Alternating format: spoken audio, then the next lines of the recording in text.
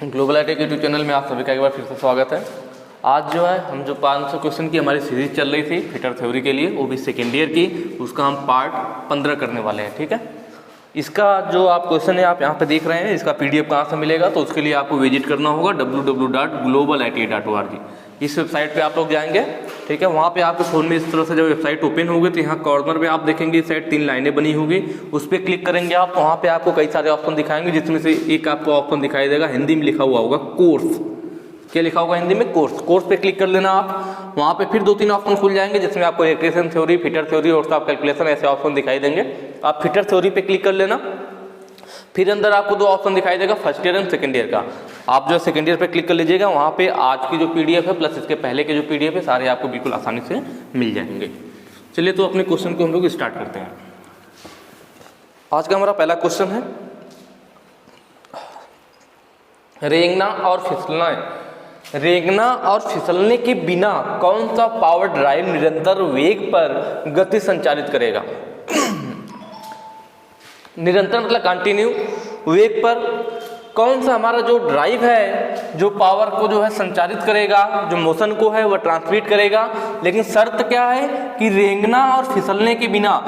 रेंगना को इंग्लिश में क्रीप बोलते हैं। क्या बोलते हैं? क्रीप। क्रीप का मतलब होता है धीरे धीरे चलना। जैसे कोई चीज धीरे धीरे चल रही है तो उसी को बोलते हैं ना कि रेंग रही है, रेंग रहा है, होता है ना। जैसे केचुए होते हैं, केचुआ देखा होगा आपने, वो रेंगता है मतलब धीरे धीरे चलता है, तो इसी को क्रीप बोला जाता है या रेंगना कह सकते हैं, धीरे धीरे चलना। और फिसलना, यह दोनों चीज नहीं होना, लिखा ना, रेंगना और फिसलना मतलब धीरे धीरे चलने और फिसलने के बिना कौन सा पावर ड्राइव, मतलब कौन सा ऐसा इनमें से पावर ड्राइव है जो ना तो धीरे धीरे चलेगा और ना ही फिसलेगा और लगातार मोशन को ट्रांसमिट करता रहेगा। तो जो हमारा रोप ड्राइव है, ठीक है, रोप ड्राइव लंबी दूरी के लिए हम यूज करते हैं, लेकिन इसमें स्लिप होने के चांसेस रहते हैं, रोप ड्राइव में स्लिप होता है। लेकिन आप लिखना कि फिसलने के बिना, मतलब फिसलना भी नहीं चाहिए, ना ही धीरे धीरे चलना चाहिए और ना ही फिसलना चाहिए। जबकि रोप ड्राइव तो तेज चलता है तो है, लेकिन उसमें फिसलन होता है, स्लिपेज होता है, तो ये ऑप्शन सही नहीं होगा। गियर ड्राइव, गियर आप लोग जानते हैं, गियर के दांते एक दूसरे में फंस करके चलते हैं, तो स्लिप का तो कोई चांस ही नहीं है, तो फिसलेगा नहीं है, तो ठीक है। लेकिन रेंगना आप देखेंगे गियर बहुत धीरे धीरे चलते हैं, जहाँ पे अधिक स्पीड में चलना होता है, अधिक स्पीड में मोशन हमें ट्रांसमिट करना, वहाँ गियर नहीं लगाया जाता है। जहाँ पे हमें धीरे धीरे गति, कम गति चाहिए होता है, वहाँ पे गियर लगाया जाता है। जबकि इसमें लिखा था कि ना ही फिसलना चाहिए ना ही धीरे धीरे चलना चाहिए, तो गियर ड्राइव फिसलेगा तो नहीं लेकिन धीरे धीरे चलता है, इसलिए सही नहीं होगा। पुली ड्राइव, पुली ड्राइव में आप जानते हैं उसमें बेल्ट चढ़ाया जाता है, तो बेल्ट हमारा स्लिप करता है, तेज तो चलता है लेकिन बेल्ट स्लिप करेगा, फिर भी ये नहीं होगा। चेन ड्राइव, ऑप्शन डी हमारा सही हो जाएगा। चेन ड्राइव ऐसा ड्राइव है जिसमें फिसलन भी नहीं होगा और धीरे धीरे भी नहीं चलेगा, रेंगेगा भी नहीं और फिसलेगा भी नहीं, मतलब तेज भी चलेगा और फिसलेगा भी नहीं, तो कौन सा है? चेन ड्राइव है। आपने देखा होगा बाइक वगैरह में इसीलिए चेन ड्राइव होती है ताकि तेजी से चले और फिसले भी ना, तो ऑप्शन डी हमारा सही हो जाएगा। नेक्स्ट क्वेश्चन पे चलेंगे। किस प्रकार का कपलिंग शाफ्ट के छोर को पूर्ण संरेखण में ला सकता है? इनमें से कौन सी ऐसी कपलिंग है? कपलिंग का यूज करते हैं हम 2 शाफ्टों को आपस में जोड़ने के लिए। कपलिंग का यूज किया जाता है 2 शाफ्टों को आपस में जोड़ने के लिए। और यहाँ पे पूछ रहा है कि कौन सा हमारा किस प्रकार का कपलिंग है जो शाफ्ट को पूर्ण रूप से संरेखण में ला सकता है। मतलब जब हमें 2 शाफ्टों को जोड़ना होता है तो दोनों शाफ्ट बिल्कुल एक सीध में होनी चाहिए। एक सीध मतलब उनका पूर्ण रूप से अलाइनमेंट होना चाहिए।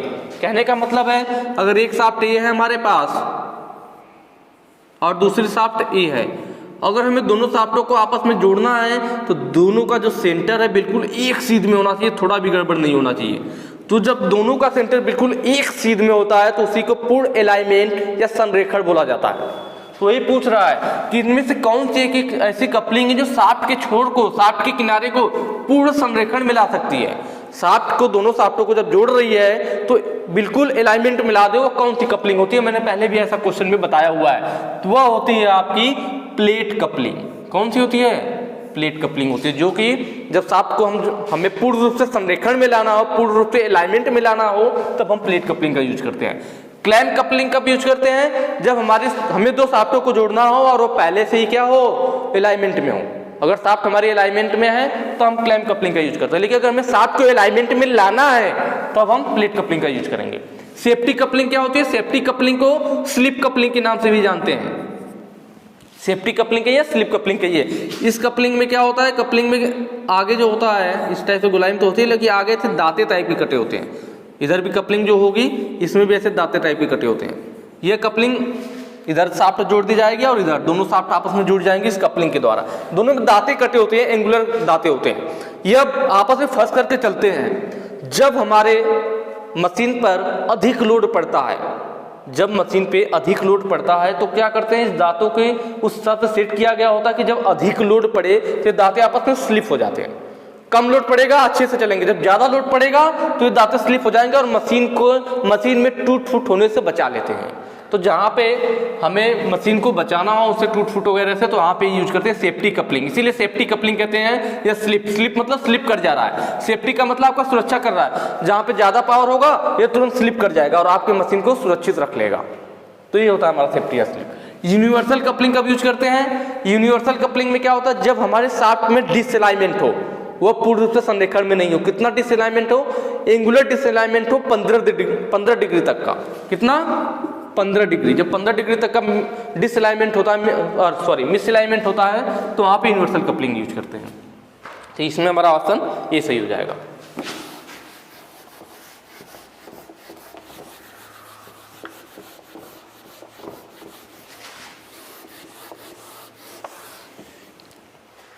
ठीक है, अगला कह रहा है कौन सी पुली विभिन्न ऊंचाइयों पर और अलग अलग दूरी पर शाफ्ट को शक्ति संचरित कर सकती है? इनमें से कौन सी ऐसी पुली, सब पुली के टाइप है, जितना भी ऑप्शन में सब पुली के टाइप है। पूछ रहा है इनमें से कौन सी ऐसी पुली है जो विभिन्न ऊंचाइयों पर, मतलब भिन्न भिन्न ऊंचाई पर हो और अलग अलग दूरी पर शाफ्ट को पावर ट्रांसमिट कर सकती है। ठीक है, फ्लैट पुली जो होती है हमारा नॉर्मल कामों के लिए यूज होता है। ये भिन्न भिन्न ऊंचाइयों की बात कर रहा है, तो उसके लिए जो हम यूज करते हैं वो होती है रोप पुली। ऑप्शन भी सही होगा। जो क्रेन वगैरह में यूज किए, क्रेन आपने देखा होगा, क्रेन में और उस रोप पुली पर वायर वगैरह भी लपेट सकते हैं। रोप मतलब रस्सी, वो रस्सी जूट की भी हो सकती है, वायर की भी रस्सी बनाई जा सकती है। वायर की रस्सी बनाई जाती है ताकि वो टूटे ना, वो क्रेन में होता है। आपने क्रेन में देखा होगा, ऊपर पुली रहती है, पुली में से वायर की रस्सी लटकी रहती है, उसी पे गाड़ी वगैरह फंसा करके वो खींचते हैं। तो जो क्रेन होती है तो उसमें भाई किसी पे कम ज़्यादा हाइट, किसी भी हाइट पे हमें यूज करना हो, तो वही चीज़ कह रहा है कि विभिन्न ऊंचाइयों पर और अलग अलग दूरी पर, चाहे जितनी लंबी हमें यूज करनी हो, चाहे जितनी ऊंचाई पर अलग अलग यूज करना हो, तो उसके लिए कौन सा पुली यूज होता है? रोप पुली या क्रेन वगैरह में हमारी यूज की जाती है। ठीक है, नेक्स्ट क्वेश्चन पे चलेंगे।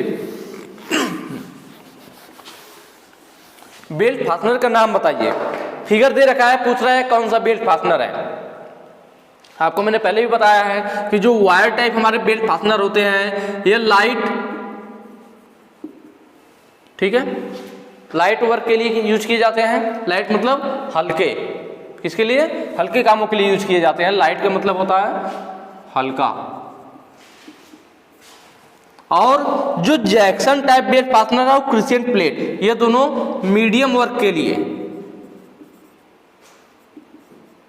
मीडियम ड्यूटी वर्क के लिए, और ये लाइट ड्यूटी वर्क के लिए।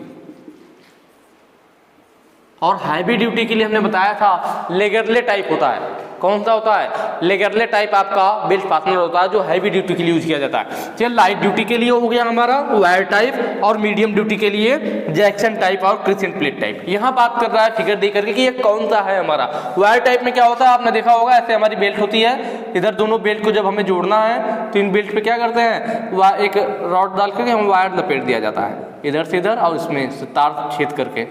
तो जब तार लगा दिया जाता है तो उसे वायर टाइप बेल्ट फास्टनर बोलते हैं। जैक्सन एलिगेटर आप लोग जानते होंगे, कंघी नुमा होता है, कंघी नुमा बना होता है, दोनों कंघी को आपस में फंसा करके उसमें रॉड डाल दी जाती है। जो कंघी नुमा होता है, प्लेट जो होती है वो स्टील की सीट होती है, और जो इसमें पिन लगाई जाती है वो माइल्ड स्टील के तार की होती है। और जैक्सन और क्रिसेंट में क्या है, तो जो यहाँ पे आपको दिखाई दे रहा है ये क्रिसेंट प्लेट है। ऑप्शन डी आपका सही हो जाएगा, crescent plate belt fastener. Jackson कब बोलते हैं? जैक्सन भी सेम ऐसा होता है, ऐसे ही होगा। ये मान लीजिए हमारा क्या है, ये हमारी इधर वाली बेल्ट दिखा रखा है और एक बेल्ट दूसरी यहाँ होगी। ये दोनों बेल्ट हमें जोड़नी है। तो जो हमारा ये दिखा है क्रिसेंट प्लेट है, जैक्सन प्लेट में यह प्लेट बस हट जाती है, नॉर्मल हो जाता है, मतलब इस टाइप से।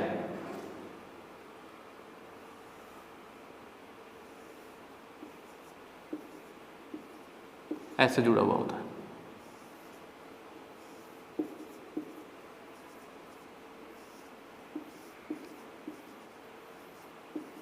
ठीक है, तो जब नॉर्मल इस टाइप से जुड़ा हुआ जिसका सिर्फ इसका एक एक भाग ले लिया है, इस टाइप से जोड़ा गया हो तो उसे बोलते हैं जैक्सन टाइप बेल्ट फास्टनर। और अगर इनमें प्लेट आ जाए बीच में, ऐसे प्लेट टाइप, देखिए यहाँ पे प्लेट बन गई ना, यहाँ प्लेट बन गई, जब प्लेट बन जाएगा तो crescent plate belt fastener, normal होगा तो जैक्सन, जब प्लेट बन जाएगी तो क्रिसेंट प्लेट बेल्ट फास्टनर। तो इस तरह से दोनों बिल्कुल आसानी से याद रहेगा। नेक्स्ट क्वेश्चन पे चलेंगे।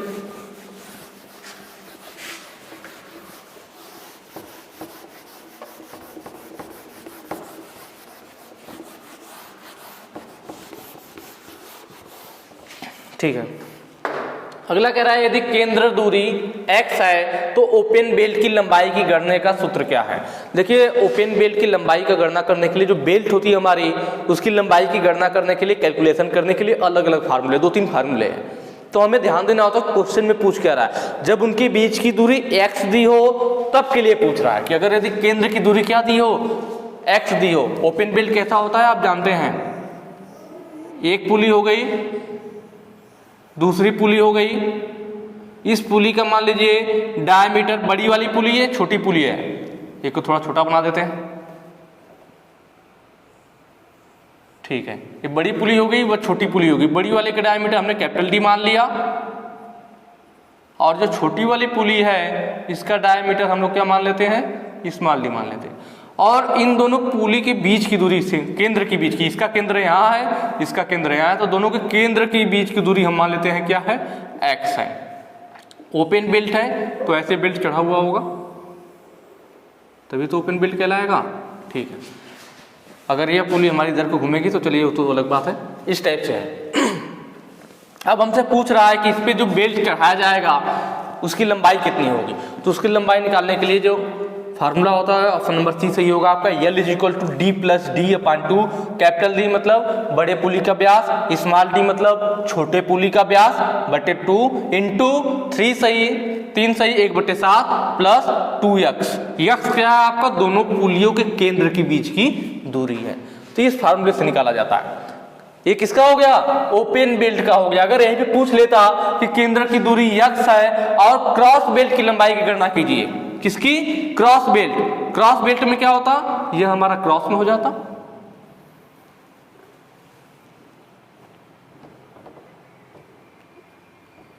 क्रॉस बेल्ट में क्या होता, जो जब बेल्ट हमारा चढ़ा हुआ था यह क्रॉस में हो जाता, तो क्रॉस बेल्ट हो जाता। इसमें हमें क्या निकालना होता है, बेल्ट की लंबाई के लिए फार्मूला। तो इसमें जो बड़ी वाली पुली है इसकी त्रिज्या ले लेते हैं कैपिटल R, छोटी वाली पुली की त्रिज्या स्मॉल r।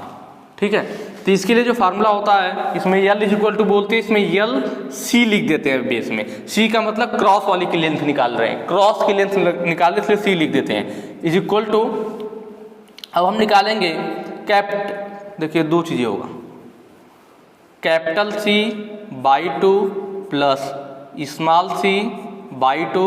ध्यान रखना कैपिटल C है और आगे वाला स्मॉल c है, यह कैपिटल C है, capital C/2 plus small c/2। ठीक है, plus 2 under root x² plus r का होल स्क्वायर। आ रही बात समझ में। कैपिटल C क्या है, जो बड़े वाले C की परिधि, C से सर्कमफेरेंस बोलते हैं, परिधि बोलते हैं, उसी से C लिया गया है। सर्कमफेरेंस होता है ना, परिधि। तो जो कैपिटल C है वो बड़े पुली का परिधि है, और जो स्मॉल c है वह छोटे पुली का परिधि है, और जो x है दोनों के केंद्र के बीच की दूरी है। कैपिटल R बड़े वाली पुली की त्रिज्या, स्मॉल r छोटे वाली पुली की त्रिज्या। तो जब क्रॉस में होगा तब यह फार्मूला होगा, capital C/2 plus small c/2 plus 2 under root में x² प्लस ब्रैकेट में r प्लस r का होल स्क्वायर। ठीक है, तो ये दोनों आप ध्यान रखना, अगर क्रॉस वाला पूछ लेगा तो वो आपको टिक करना पड़ेगा, ओपन वाला पूछेगा तो ये सही होगा। ठीक है, नेक्स्ट क्वेश्चन पे चलेंगे।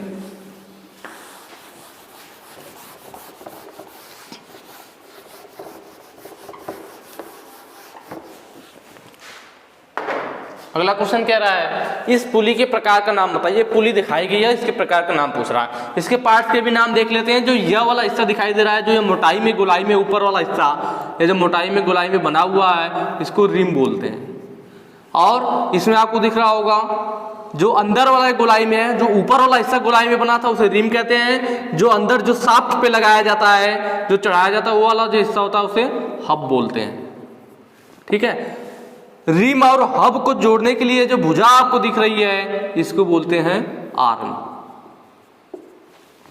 आर्म, ठीक है।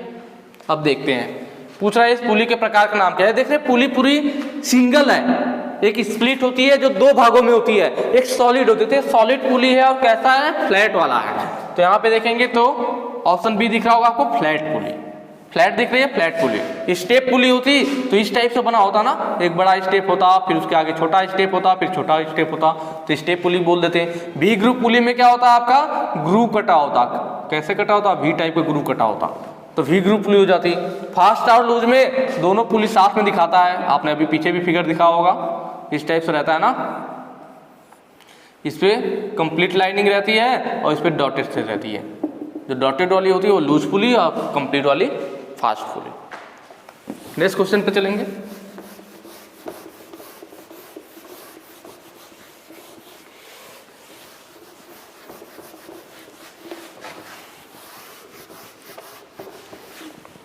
ठीक है, कौन सा गियर बहुत शांति से चलता है। ठीक है, इनमें से कौन सा गियर जो बहुत शांति से चलता है, तो वो होगा ऑप्शन डी, हेलिकल गियर। जो हमारे स्पूर गियर वगैरह होते हैं, स्पर गियर में क्या होता है, दोनों दांतें एक दूसरे के पैरेलल होते हैं, शाफ्ट भी एक दूसरे के समांतर होती है। शाफ्ट पे जो गियर होते हैं उनके दांतें भी एक दूसरे के समांतर होते हैं। जब शाफ्ट इस टाइप से होगी एक दूसरे के पैरेलल, इस पे जो गियर है उसके दांतें भी बिल्कुल सीधे होते हैं, शाफ्ट के समांतर होते हैं। इस वाले पे भी दांतें बिल्कुल सीधे और शाफ्ट के समांतर होंगे। तो जब दोनों दांतें आपस में फंस करके चलते हैं तो एक दांता ही एक बार में फंसता है। मतलब जब पावर ट्रांसमिट की जाती है इस पर गियर द्वारा, तो एक दांते के द्वारा ही दूसरे दांते को पावर ट्रांसमिट की जाती है। मतलब कहने का मतलब ये है कि जब फोर्स ट्रांसमिट होता है तो एक ही दांता जो है पूरा जोर लगाता है, फिर दूसरा दांता आएगा। मतलब एक बार में एक ही दांता एक दूसरे से संपर्क करता है। इस वजह से इस वाले में बहुत ज्यादा आवाज आती है। हेलिकल गियर में क्या होता है, हेलिकल गियर में जो दांते होते हैं वह किसी एंगल पर कटे होते हैं। हेलिकल गियर में जो दांते होते हैं वह क्या होते हैं, किसी एंगल पर कटे होते हैं। जब दोनों गियर आपस में फंसते हैं तो एक साथ दो तीन दांते संपर्क में आ जाते हैं। कहने का मतलब एक से अधिक दांते संपर्क में आते हैं। इस पर गियर में एक बार में एक ही दांता संपर्क में आता है, इसलिए ज्यादा फोर्स लगाता है और ज्यादा आवाज आती है। जबकि इसमें क्या होता है, एक साथ दो तीन दांते संपर्क में आ जाते हैं, इसलिए बिल्कुल आसानी से पावर ट्रांसमिट होती है और आवाज भी कम होता है। तो वह कौन सा गियर है, हेलिकल गियर है। नेक्स्ट क्वेश्चन पे चलेंगे।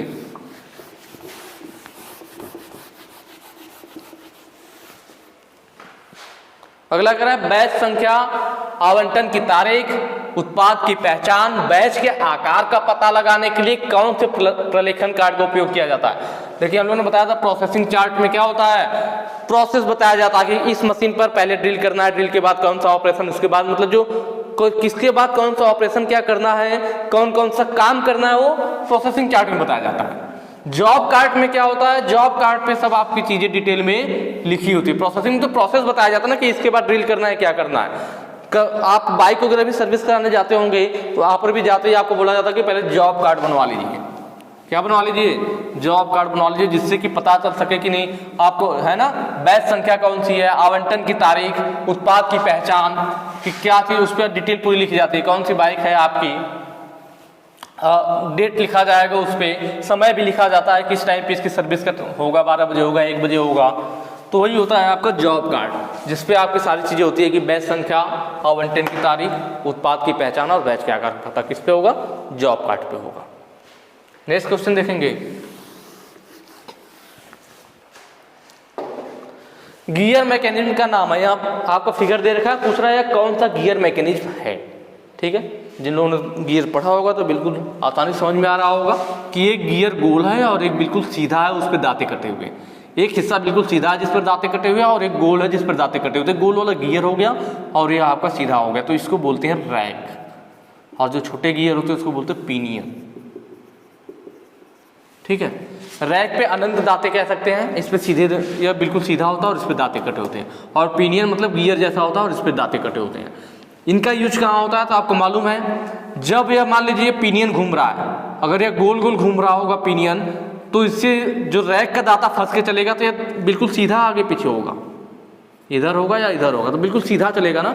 मतलब पिनियन आपका घूर्णन गति कर रहा है, रोटरी मोशन कर रहा है, जबकि जो रैक है आपका वह रेखीय गति कर रहा है, लीनियर गति कर रहा है। आगे पीछे चलेगा या ये गोलाई में चलेगा, चूंकि ये सीधा है तो आगे पीछे चलेगा, तो लीनियर मोशन करता है कौन, रैक रेखीय गति करता है, लीनियर मोशन करता है। जबकि पिनियन जो हमारा वो रोटरी मोशन करता है। इसका मतलब रोटरी मोशन को लीनियर मोशन में बदलने के लिए या लीनियर मोशन को रोटरी मोशन में बदलने के लिए रैक और पिनियन का हम यूज करते हैं।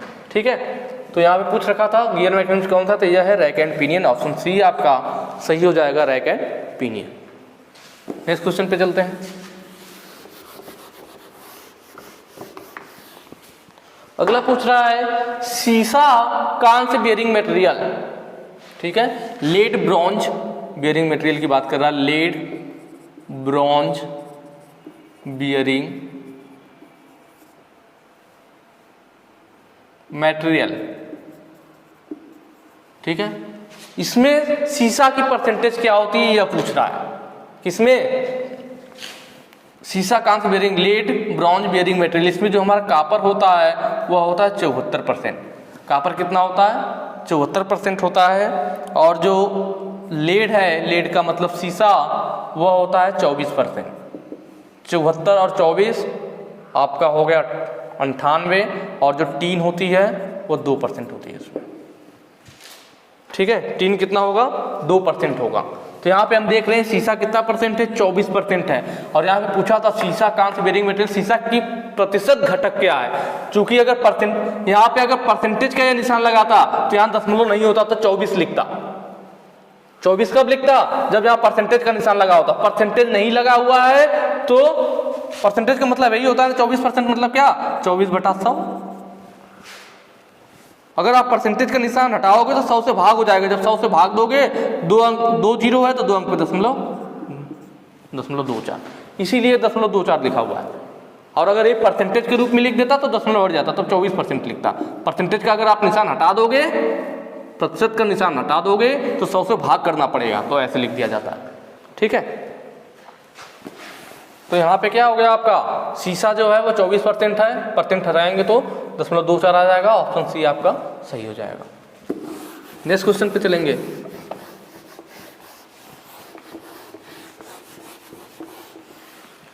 मैलेकाइट अयस्क में तांबा का प्रतिशत कितना होता है। अभी हमने पिछले वाले ही जो पीछे क्वेश्चंस किए थे उसमें हमने देखा था कि जो हमारा तांबा होता है वो पायराइट और मैलेकाइट 2 अयस्क से प्राप्त होता है। कॉपर किससे मिलता है, पायराइट और मैलेकाइट। पायराइट और मैलेकाइट, पायराइट में जो कॉपर होती है वो 32% होती है, मैलेकाइट में 55% होती है। पायराइट में 32% कॉपर मिलता है और मैलेकाइट से 55% मिलता है। तो यहाँ भी देखिए वही चीज है, परसेंटेज का निशान हमें हटाना है। अगर परसेंटेज का निशान हटाओगे, आपने मैथ पढ़ा होगा तो देखा होगा यहाँ पे 100 का भाग हो जाता है। 2 जीरो है, 2 अंक पे 0.55। तो ऑप्शन नंबर हमारा सी सही हो जाएगा।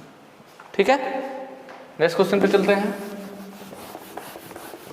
काफी आसान क्वेश्चन है, बस कंफ्यूज करने के लिए थोड़ा सा इसमें दशमलव में लिख दिया है परसेंटेज को हटा करके। कौन सी धातु मूल रूप से तांबा और टीन की मिश्र धातु होती है।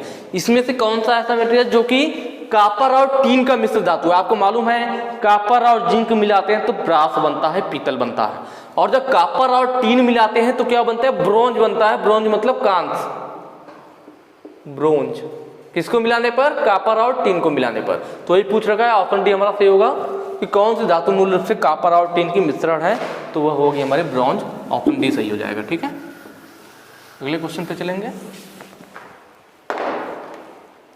विद्युत केबलों और उपकरणों में तांबे का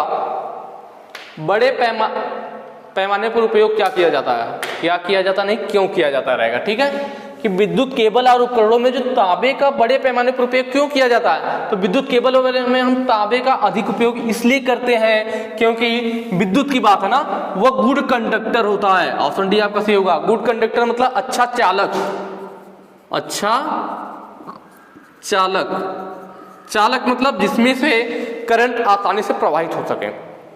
तो जो हमारा तांबा है वह करंट की अच्छी चालक है, वह करंट को आसानी से बहने देती है, इसीलिए हम ज्यादातर विद्युत केबलों में किसका यूज करते हैं, तांबे का बड़े पैमाने पर उपयोग करते हैं, क्योंकि वह एक गुड कंडक्टर है, एक अच्छा चालक है। नेक्स्ट क्वेश्चन पे चलेंगे। कैस्टेराइट किस धातु से निकाला जाता है। कैस्टेराइट, यहां थोड़ा गड़बड़ हो गया है। कैस्टेराइट से कौन सी धातु निकाली जाती है, ऐसा होना चाहिए था। कैस्टेराइट से, क्योंकि कैस्टेराइट हमारा अयस्क है ना, कैस्टेराइट से कौन सी धातु, ये नहीं रहेगा यहाँ पे। कैस्टेराइट से कौन सी धातु निकाली जाती है। ठीक है, तो कैस्टेराइट से कौन सी धातु निकाली जाती है, तो आपको मालूम होगा टीन। अभी हमने पहले ही बात किया था कि जो अयस्क है टीन का क्या होता है, टीन स्टोन, टीन स्टोन या फिर कैस्टेराइट, या फिर यहाँ पे कैस्टेराइट लिख रखा है, कैस्टेराइट। ये दोनों जो है यह टीन के अयस्क है, इसी से टीन प्राप्त होता है, कैस्टेराइट या टीन स्टोन से। लेड का आपको मालूम है गैलेना होता है, एल्युमिनियम का बॉक्साइट होता है, बॉक्साइट से एल्युमिनियम प्राप्त होता है। कापर हमारा अभी हमने पीछे बात किया पायराइट या फिर मैलेकाइट। इसका परसेंटेज जरूर ध्यान रखिएगा, इससे 32 और इससे 55। ठीक है, तो यहाँ पे हमारा कैस्टेराइट से टीन प्राप्त होगा, ऑप्शन ए सही हो जाएगा। नेक्स्ट क्वेश्चन पे चलेंगे।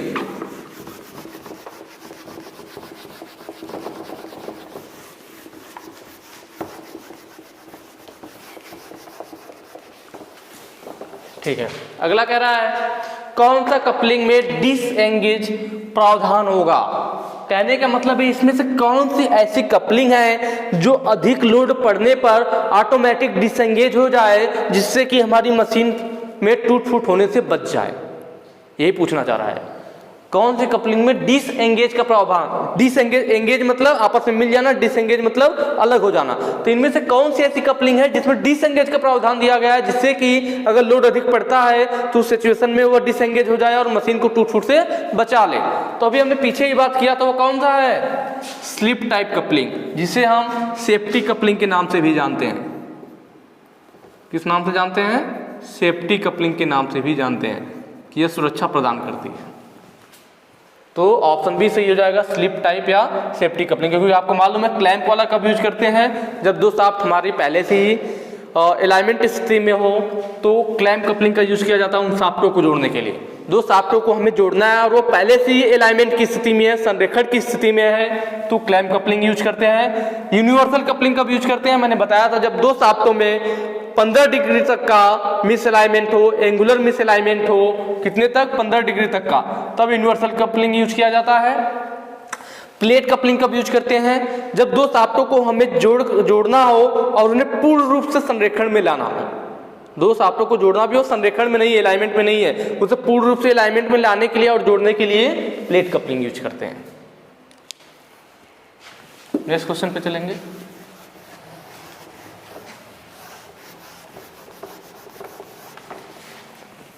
अगला कह रहा है लंबी दूरी और बड़ी मात्रा में शक्ति संचरण के लिए किस ड्राइव का उपयोग किया जाता है। ऐसा कौन सी ड्राइव है जो अधिक शक्ति भी संचरित करे और लंबी दूरी तक करे। ठीक है, लंबी दूरी तक करे, तो सबसे लंबी दूरी तक जो हमारा होता है वो रूफ ड्राइव पावर ट्रांसफर करता है। रूफ ड्राइव के बाद बारी आती है, मतलब पहले नंबर पे है सबसे अधिक दूरी के लिए रूफ ड्राइव, उससे दूसरे नंबर पे आएगी बेल्ट ड्राइव, तीसरे नंबर पे आएगी चेन ड्राइव और चौथे पे आएगी गियर ड्राइव। ध्यान रखना आप लोग, सबसे अधिक दूरी, सबसे अधिक दूरी पर रूफ ड्राइव होती है और सबसे कम दूरी पर गियर ड्राइव। आ रही बात समझना। रोप ड्राइव पूछा ना लंबी दूरी के लिए, तो रोप ड्राइव हो जाएगा जो कि हमारी पावर ट्रांसफर करती है, ऑप्शन सी सही होगा। बेल्ट ड्राइव भी लंबी दूरी पे करता है लेकिन रोप ड्राइव की अपेक्षा कम दूरी पर।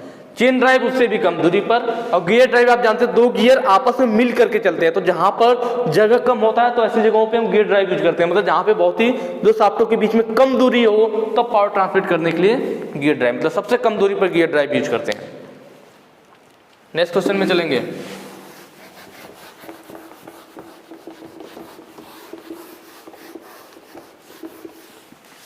गियर में एक्स के रूप में चिन्हित भाग क्या है? अब मैं यहाँ पे सारी डिटेल नहीं लिखूंगा, पीछे की 2-3 वीडियो में ऐसा हो चुका है, मैंने बार बार बताया भी है कि कौन से पार्ट को क्या कहते हैं, और मैं आपको बता रहा हूँ कि इससे क्वेश्चन 100% आएगा, इसीलिए पीछे की वीडियो एक बार और देख लीजिए और ये नाम जरूर ध्यान रख ले, ठीक है। तो ये पूछ रखा है बीच वाले के लिए कि ये कौन सा सर्कल, यस के रूप में चिन्हित भाग क्या है, कि कौन सा भाग है। थोड़ा सा बता देता हूँ दोबारा से कि जो ऊपर वाला होगा वो अडेंडम सर्कल होगा, बिल्कुल नीचे वाला जो होगा वो डिडेंडम या रूट सर्कल होगा, और इसके ऊपर जो है जस्ट इसके ऊपर थोड़ा सा यह होता है वर्किंग डेप्थ सर्कल, और जो बीच वाला होता है यह क्या होता है, तो बीच वाला होता है पिच सर्कल। क्या होता है? पिच सर्कल होता है। यहाँ पे ऑप्शन देखेंगे, ऑप्शन सी आपका सही होगा, पिच सर्कल। नेक्स्ट क्वेश्चन पे चलते हैं।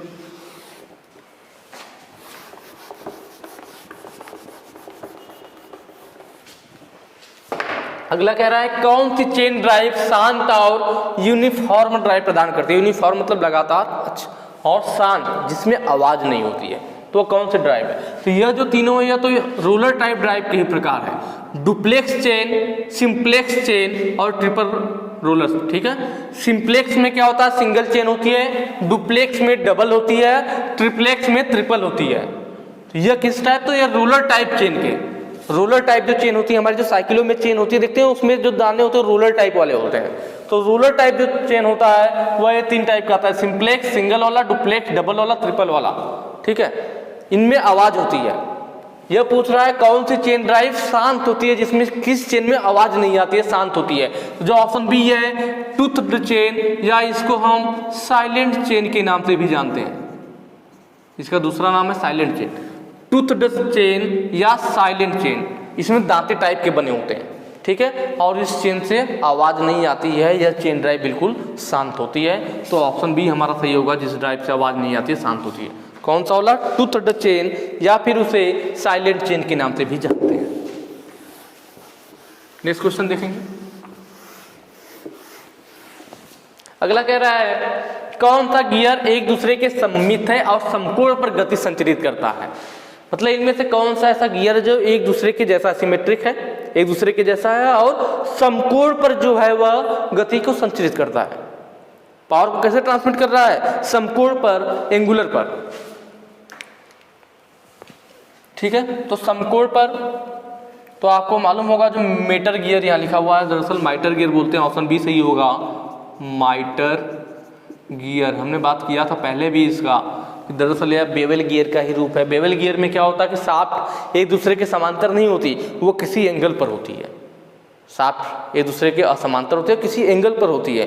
तो अगर दोनों शाफ्टों के बीच का एंगल कुछ भी हो तो वो बेवल गियर है, कम ज्यादा है तो। लेकिन जब दोनों शाफ्टों के बीच का एंगल 90 डिग्री हो जाए तो उसी को बोलते हैं माइटर गियर। इस टाइप से होता है ना, दोनों शाफ्ट के बीच का एंगल क्या हो जाता है? 90 डिग्री हो जाता है, और ये हमारी इधर गियर रहती है और एक गियर इससे कनेक्ट रहती है। इस टाइप से दोनों गियर चलते हैं, ठीक है। तो जब दोनों गियर आपस में चलते हैं, ये दाता इधर बना होगा और इधर, और इनके बीच का एंगल क्या होता है? इसके शाफ्ट आगे बढ़ाएंगे तो इनके बीच का एंगल 90 डिग्री बन जाता है।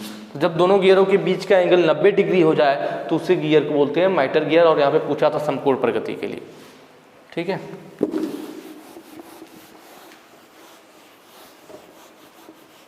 नेक्स्ट क्वेश्चन देखेंगे।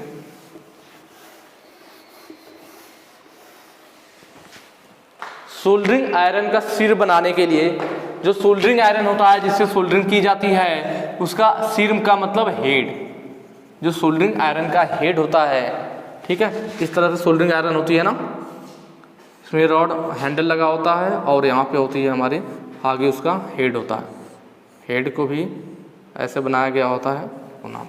तो इसकी जो हैंडल होता है, इसकी जो सैंक बोलते हैं, इसको हैंडल क्या बोलते हैं, सैंक, वह बने होती है लोहे की या आयरन की, ठीक है। और जो हेड होता है, हेड किसका बनाया जाता है, तो हेड बनाया जाता है आपका कॉपर का।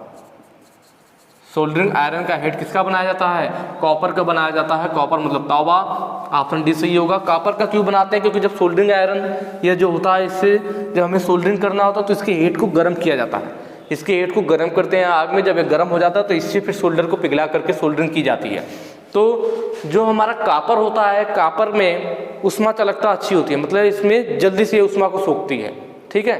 तो इसीलिए इसकी ऊष्मा चालकता अच्छी होती है, इसी वजह से कॉपर का यूज किया जाता है सोल्डरिंग का हेड बनाने में, ठीक है। बाकी हमारा दूसरा चैनल है ITI यूथ, इसको भी आप यूट्यूब पे सर्च करके यहाँ ज्वाइन कर सकते हैं। और टेलीग्राम पे जरूर हमसे जुड़िए। टेलीग्राम पे आप सर्च करेंगे ग्लोबल ITI और वहाँ पे हमारा चैनल दिखाई देगा। लगभग 23,000 लोग वहाँ पे जुड़े हुए हैं, ठीक है। तो वहाँ पे भी कुछ छोटी मोटी जो इन्फॉर्मेशन होती है आपको मिलती रहती है। बाकी नेक्स्ट वीडियो में आगे क्वेश्चन जो भी है अगले वीडियो में किया जाएगा। Thank you.